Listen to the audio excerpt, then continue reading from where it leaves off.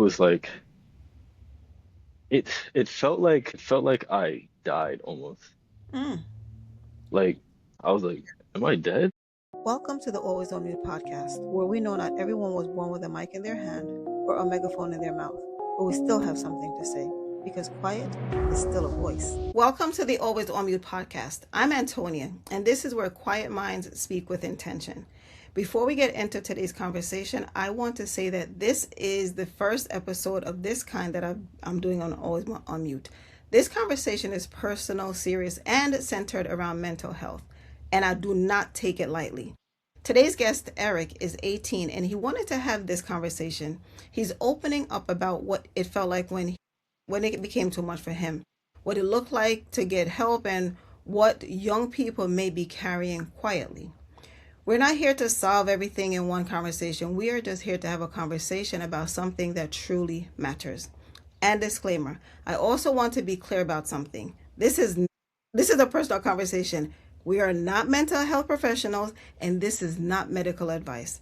If you or someone you know is struggling, please reach out to a trusted adult, a counselor, a doctor, a therapist, or a professional support resource. Anyhow, let's get into it. This is Mental Health Awareness Month. Every year we talk about mental health. We post about it. We remind people to check on their friends and family.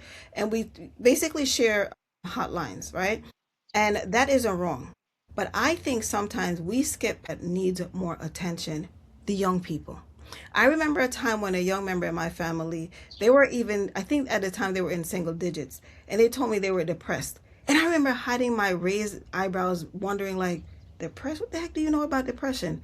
And do you even know how to spell it?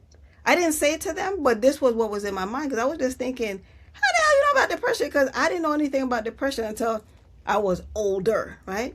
So again, I didn't say anything out loud, but I was curious. So we sat down and we had a conversation.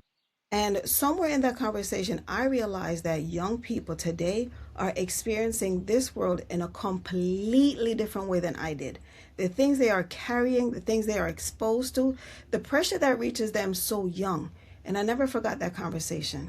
Today, I am here with Eric. He agreed to have a real conversation about mental health, pressure, getting help, and what it can look like when life becomes way too much. And sometimes real is exactly what is needed. Eric, welcome to the channel. Before we start, I want to say this out loud. First of all, thank you for being courageous to share your story on Always on Mute. Welcome. Hello, hello. Thank you. So, as we go through the questions, I have a series of questions for you. And as we go through them, if there's any that you don't want to answer, we can definitely skip it. Okay? Okay. All right. And if you need to pause, we can pause. This is a conversation. It is not an interrogation. All right? Okay. All right. So before we get into the heavier parts of this conversation, Eric, tell us a little bit about yourself. Well, yeah. I'm Eric. Uh, Things I like to do. I like to think. I'm a bit philosophical. I like to draw. Pretty much it. Okay. And is that what you do in your pastime? Uh, yes. I mean, I do it all the time, really. It's what keeps me Okay. like calm. Busy? Hmm. Okay. And what kind of person would your friends or family say that you are? Yeah, they would agree with me. They'd say like I'm pretty philosophical. I like to think deeply into things. Okay. And growing up, were you always more on the quiet side or that did that become later? Yeah, it came. Uh, I gained most of my confidence after like the shutdown Okay. because I regretted not talking to people during shutdown. So I came back and I was a little bit more talkative. Okay. Oh, okay. So you miss having that interaction with people. Yeah. Okay. And what did life look like for you before things started to feel a bit heavy? It was just a lot going on. I can get into that if you like. Yeah, if you don't Yeah. mind. So 2024, my grandfather passed, Hmm. and my grandmother's on dialysis, so like it was always just negativity. Like I'd come back home and just negative stuff. Yeah. And so before we get to the crisis part, before things got really hard, What did the days like look like for you leading up to the breaking part? Before everything, Yeah, uh, let's see. I would say they're balanced, Like there was some balance there. yeah, Like, like if I was feeling heavy, I would just play soccer with my friends, get some stuff off of it. yeah. Okay. So before it happened, if I can follow you around for a week during that time, what would I have seen? Not much. You probably fall asleep, really. It was just drawing. Like I would talk to a few people here and there, you know. Yeah.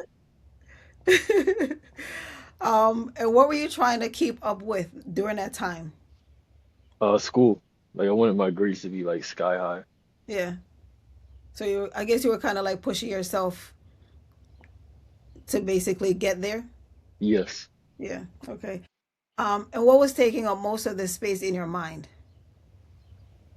What was taking up most space in my mind was just whether or not I was doing life right or not. That was Mm, really what's on my mind. okay.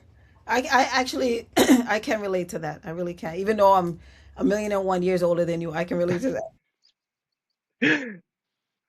So, because I'm familiar with this situation, I know that sleep kind of was a part of the breakdown. So, when do you think sleep started to become a problem? So yeah, last year I started like college Hmm. and they never really tell you because they tell you architecture is hard, but they never really tell you why. So when I was in there, I figured out what it was. It's not that anything in it is hard. It's Hmm. just everything is time consuming. So eventually there's times where I had to cut into my sleep so that I could get like projects done. Yeah. Did you realize like how much sleep you were not getting at the time? Like, did it feel normal to you at the No, time? it's actually the opposite. Like I felt like amazing when I wasn't Yeah. sleeping a lot. It was weird. I was just wired. So I think you and I are similar in that way because I used to tell people that I'm related to the Energizer Bunny because if I have to get something done, I'm getting it done and I can do it on 2 hours sleep with no problem. Right. And people around me used to be like, what is wrong with you? I'm like, I'm not from this planet. I don't know how to describe it. All right. So when you weren't sleeping, how did that affect your mood, your thoughts, and, like how you move through your day? I noticed when I stopped like taking care of myself, Hmm. I noticed my thoughts were like everywhere. Like I couldn't control how deeply I thought into things. It was just thoughts after thoughts after thoughts. And that's basically what that was. How long did you experience that for? Uh, like the few months that I was in school, Okay. And at what point did you realize that something wasn't right? the last minute, the very last minute. Okay. So basically on the last day. Yes, Well, like what was that moment that you realized that something wasn't right? I had a breakdown. Okay. Uh, yeah, so one day I was going to college and the security lady, she Hmm. asked about my ID and I realized I left my wallet at home. So she wasn't letting me in. So honestly, I just walked away from school. I was like, okay, well, I don't have my ID, so there's no way I could get into here. So I just took the train back home, and yeah, I was just like, when I was on the train, like it was just me and my thoughts, and I was Yeah. just, Okay. I know you mentioned that your grandfather had passed away and then you started college, you were doing architecture, which is basically a lot. And on this last day, I guess the decline was you got to school, you realized you left your wallet home and you decided to go back home and basically you were in your thoughts, right? yeah. What do you know if were you carrying anything else at the time that you didn't know, like in your mind? Um, I now that I'm looking back at it, retrospective, like I wasn't happy with myself. Okay. And when you say you were unhappy with yourself, what exactly do you mean? I just mean, I was comparing myself with like the people around me. Like I'd Hmm. say, not in an envious way, but I'd say like, oh, this person has this, why don't I have it? And it turned into like self-loathing. Ah, Okay, that part is definitely important because I think sometimes we do that and it's not, to your point, it's not in an envious way. It's just like, why are they so far ahead? And I'm still sitting here like waiting for things to happen. Yeah, But I think for some of us, things do just happen slower. yeah, All right. Well, I think, sometimes for us, like showing up, and that's one of the things that we have to understand is that showing up still counts. Sometimes they may not see it, but a lot is happening underneath. And I think we also don't realize that we are actually building things. It might take a little bit longer, but it doesn't mean that it's not happening. yeah. So at some point, you ended up getting help. What was it like realizing that you needed help? It was new to me because I always based my life around like helping others. Like I Yeah. when I helped others, it did something for me as well. So Hmm. it was kind of weird having the shoe on the other foot. Okay. I can relate. So, when you had the breakdown, you were taken to a facility. What was it like going into the facility for the first time? You mean like the first moment or like the first day? Well, like when you were taken there that first, as soon as you walked through the door, what was it like? It was like it felt like I died almost. Mm. Like I was on the gurney and they were lifting me down into the hospital. I was like, am I dead? Did you say that out loud? No, but in my head I was Okay, okay. like even on the ambulance like the way there, I was like, why does it feel like I'm dead? Yeah. Probably because that older version of you died, right? In order, because I feel like we, each phase, when as we evolve, and I'm saying that now because that's what just came to me. I feel as if like that prior version of you, like died in order to basically make room for this version. So okay, so that's what you were thinking. Were you scared, relieved, confused, angry, or was it a mix of everything? I was scared, but not in like a wait. It was more like I didn't know what I was getting into. Yeah. Did you say anything to anyone at the time, like the doctors around or anything? Yeah, I was I was annoying the person because you know there's a person in the back of the ambulance with you. Yeah. Like I kept asking him questions about like angels and stuff like that and death, and it was probably weirding him out. But like I said, it felt like I died. So Yeah. Well, I'm glad you did it. What surprised you most about being in the facility? the treatment of the patients there. Okay. Can you go further? So yeah, I had this idea like that. I had this idea that you go there and it's all just group therapy and you get helped and you kumbaya, right? But when I got there, some of the patients were treated pretty harshly. Oh, wow. Like I stayed out of things, so I never really got in trouble.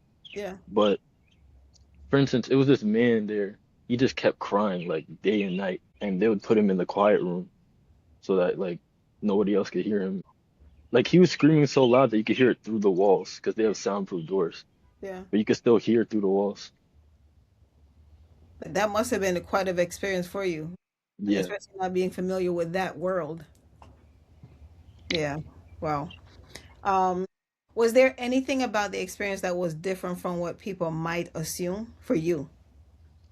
Yeah. So on TV, I always see like people in mental hospitals are like crazy and wild and jumping around, running, right?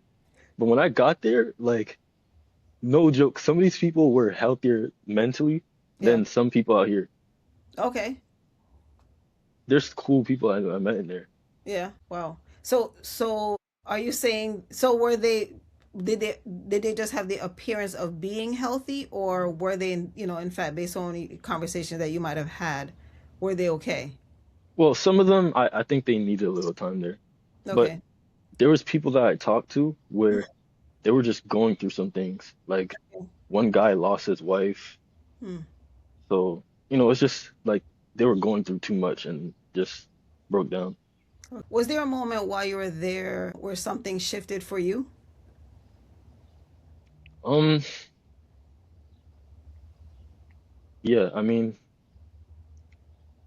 I was never really the type of person to like I believed in God, but I was never really the type of person to like read scripture and stuff like that. Hmm. But God actually got me through like a lot of things when I was there. Like I wasn't even scared there because the Bible says be anxious of nothing. So Right. I I just leaned on God and he got me through How long were you there? 2 weeks. Okay. And did you learn anything about yourself that you didn't expect? Yeah, I never really saw myself like other people would say I'm a good artist, Hmm. but I had like this sketchbook there, and every time someone saw me drawing, they're like, "Oh, can I see that?" And they're like, "Oh, this looks good." Because like I said, I was always comparing myself to others, so Yeah. it was kind of weird seeing people say that stuff. Because I would hide my drawings as well, but I Hmm. didn't like them. So them accidentally seeing it made me get confidence in my art and stuff like that. So do you share your art now Yes, online? not online yet. I want to though. You should. Maybe start with a Pinterest. Do you have a Pinterest account? Yes. Okay, so maybe on Pinterest. Oh, okay. Okay. Yeah, ideas. Yeah. All right. So coming back from its own journey, like what was it like returning to people routine and what everyone else calls normal?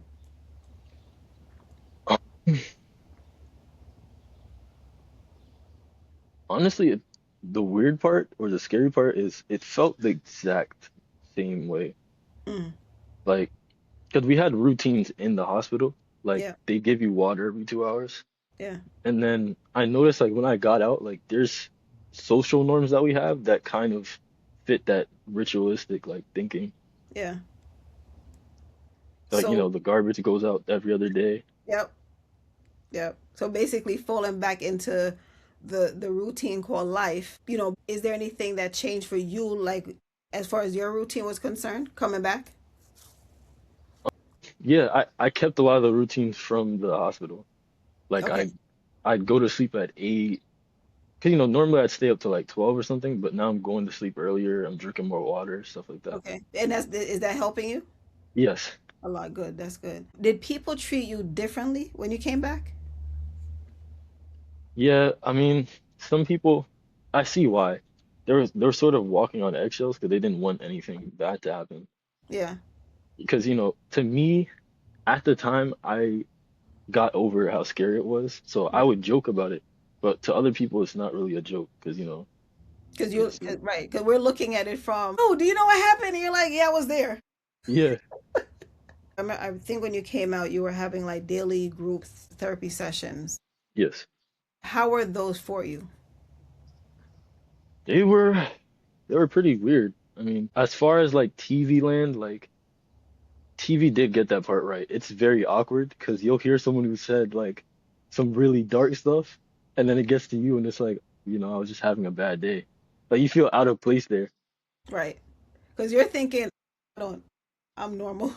Yes, exactly. What did that teach you that you didn't expect though? Like being in this group setting. No better life than yours. That's good. That's good. What kind of support actually helped you? Like my parents were there for me like the whole way through. You probably know my dad like cooked me food, and my mom would sit there and look at my weird drawings and visions. Like, my parents were a big thing. Other than God, of course. Oh God yeah. was definitely there. Yeah. But like my parents were a big support. That's fantastic. That's fantastic. What kind of support did not help, even if people meant well? Um, I'd say like how people tell short stories like to try and encourage you. Hmm. Depression kind of makes it like this, not literally, but this voice in your head that's telling you like, oh, they're lying to you and stuff like that. So a lot of people might be telling their stories out of like, a good intention, Yeah. but it kind of fuels the paranoia a little bit. So just Yeah. be careful with that. Yeah. Well, I feel like it sounds like you learned a lot. Sounds like you learned a lot about people. Well, about people and about yourself. Yeah. All right. Because I feel like it sounds like you're an introvert like me. Yeah. And I think we're very much introspective, and we're able to see beyond, what the eye sees, right? So I think sometimes it makes it even worse because we be in here a lot. We be Yeah. right. So sometimes the hard part is not only what happened, it's coming back from it. Is trying to return to life after something has changed inside you. And, people may expect you to just be okay because the crisis part is over, but healing doesn't work that way. Um, and so for me, like, I want to zoom out for a minute because this conversation is not just about you, it's about young people who may be quietly going through something right now. So, do you think adults really understand the pressure young people are under today? Well, like most things in life, yes and no. Mm-hmm. Yes, they do understand because they were once children, Mm-hmm. but I say like you weren't a child in 2026. Correct. So it's a little bit different. Like even current events that's happening because like I just remember being on the bus and I had like a hard day in school and I was like, "Oh, let me go on Instagram to, calm my mind." Then tell me why the first thing that popped up was the Charlie Kirk footage. Yeah. Yeah, that was the first thing I saw after a bad day. Yeah, that's heavy. Yeah. I think social media, the expectations, the noise, the comparison, those all don't help. And I think for me, I do my best to navigate away from, because even though I'm on social media, I feel like I'm not on social media. Yeah. But I do think that going back to what you were saying about, adults and, the experiences, I was thinking that the youth of today, they have it way worse than we did because we didn't have social media. And I think with social media, there's so much more being exposed. All right, so how much of that pressure were you carrying quietly? Like if you were to basically lump everything up, like did your parents know about, you know, or did they see you kind of like breaking down? No, I feel like as introverts, like you become a good actor. So it wasn't really on them. It was just my acting skills were that good. Yep. Because, we just have like 20 tabs open inside of our head and just don't tell anyone. That is true. And everything is fine. I'm fine. I'm fine. Stop Yeah, asking me, I'm and I good. won't be fine. Unfortunately, that is exactly what it is. I feel as if like we carry things quietly. Because for me, like it's either because I don't want to talk about it or I don't want to worry people. Right. And you know what I'm saying? And then once I'm over whatever it is, it's like, why'd you say something? I'm like, I don't know. Oh God. What do you wish someone had said to you before things became too much? What do I wish someone would said? Yeah, to you before things came became too much. Um, to just be me. Like I mean, people would tell you like people would tell you other things to like try and like uplift you, but it's simple stuff like you're not alone. Just be you. Because I was trying to live other people's lives that I thought were better than me. Yeah. And I guess you're finding out that they're not.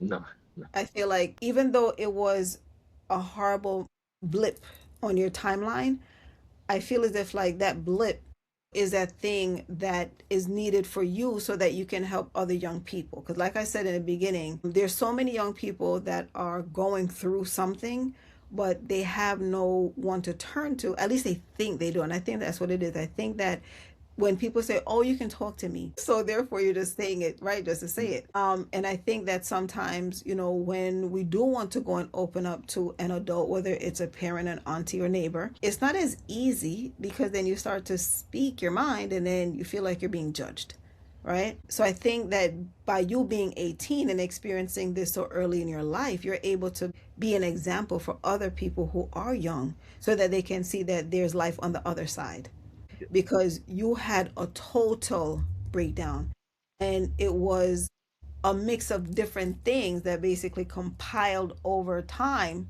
right? And then your body was like, I can't do this no more. Yeah, Right, is that fair to say? yeah. So, what would you say that adults should pay like closer attention to when a young person says, "I'm fine"?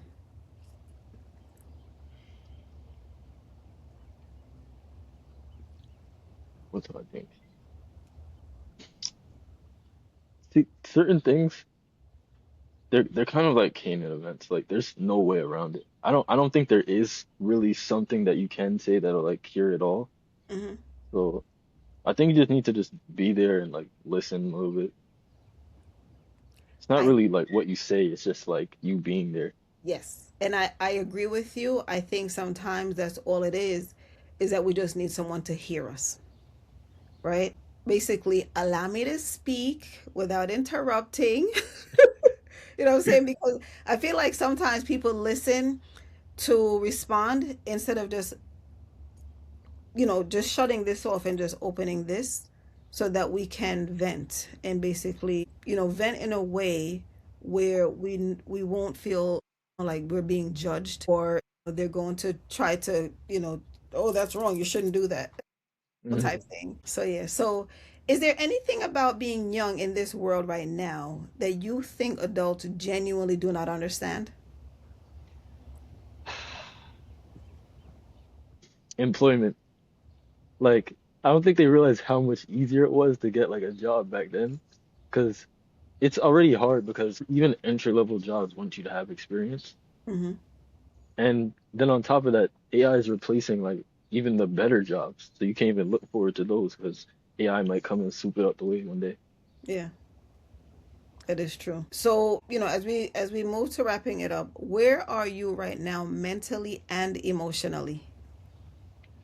I'm at peace. I don't have all the answers yet. I don't have all the things I want yet, but just life itself is a blessing. I'm just grateful to have my life, like God help me to keep that. And I'm grateful for God. I'm grateful for my family. Grateful for nature. I'm Yeah. grateful for all of it. What does a good day look like for you right now? A walk in the park, just breathing some fresh air. Because Mhm. sometimes people stay inside for too long. So just go outside. Yeah, I agree. Well, since you say go outside, I'm guessing that going outside helps you to stay grounded. Yes. Okay. And what are you more aware of now than you were before? You're not alone. Like you don't have to go anything by yourself. Communicate with your loved ones, with God. Just don't let everything just sit inside of you, because that's when, life starts to get more of a burden. Yeah, agreed. And what are you learning about yourself? It's about the journey. I know a lot of these things are cliche, but they're true though. Like It's it's true. it's about the journey because I would ask God for things and then he'd give it to me and then I realized like I actually enjoyed the chase as well. So that's why like I wasn't fulfilled with certain things. Yeah. But now that I'm working on things and I'm seeing progress, it's actually making me happier now. Yeah. That I think is funny because I remember when I first got on my journey, and I used to say that all the time, and I felt, I mean, it sounds like overused, but I think it is, right? I feel like life is a journey, and it's what you allow yourself to learn and experience along the way, Yeah. right? People think that I'm weird as heck, and I don't even care anymore. You mentioned going to the park. I feel like for me, going to the park is therapy. I go into the park to say good morning to the turtles, and now the geese have goslings. So I'm walking like, so those things, honestly, it gives me life. Yeah. But there, I do believe that nature is very therapeutic, and I just hope that people will protect it at all costs. All right, so Eric is currently 18. What does Eric at 25 look like? 25. Well, I say you can't really say that because in 2020, I would not expect half of the things that happened. But something I would like for me at 25 to have is just, um, have my own place, maybe Hmm. have like someone to share it with, like a girlfriend, Hmm. something like that. Just a quiet, humble life. Okay, that's fair. And what are you building towards? Because I know that you mentioned, like employment, and you just mentioned, your 25-year goal, which I believe will be manifested in what happened. But where you are right now, like, what are you building towards?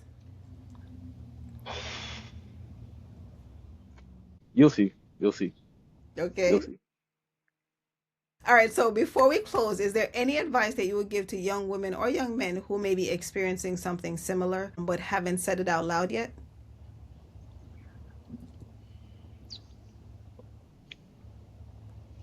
Just just trust in general. Yeah. Like I said earlier, not everything is meant for you to go life alone. Right. Just trust your resources, trust in God for sure. Don't let life just pass you by. Fight a little bit. Dare to be happy. Like you don't have to be upset or anything like that. Just dare to be happy. Stay strong. That's it. Yeah. I love it. One of the things that I like to say to people is that happiness is a choice. Because I've been there. Like, so I didn't have it as bad as you, but I did have my, bouts with depression. It was kind of like this because I was fine. It was kind of like up and down. Yeah, And I think, once you find the formula for happiness, you realize that life is life, but everything is choice. So even if the bills are mounting, you can still be happy about it because it doesn't have to be your narrative forever, and it doesn't have to define you. right. All right. Well, Eric, I thank you so much. Thank you for sitting here and trusting me and this space with something this personal. You didn't have to, but you wanted to, and I respect that. I really do. I appreciate you. And I'm going to close out with a final few thoughts. To everyone listening, I do hope this conversation reminded you that breaking down is not the end of the story. The pressure is real, not sleeping, carrying too much, pretending to be okay, trying to keep going with something inside you is telling you, when something inside you is telling you something is wrong. All of that matters. And asking for help is not weakness. Sometimes asking for help takes more courage than pretending you are okay. If you are a young person listening and something Eric said felt familiar, please talk to someone, a parent, a counselor, a trusted adult, a therapist, someone safe. You do not have to carry it alone. And if you're an adult listening, pay attention.